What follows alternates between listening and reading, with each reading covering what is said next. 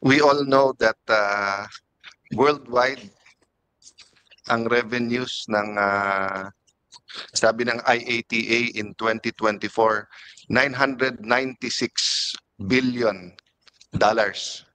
ang aviation, almost $1 trillion dollars, no? And I'm not sure now if it was CNN or another news channel. Pinapanood ko yung kasi 'di ba ang Dubai at saka UAE has become a hub talaga eh.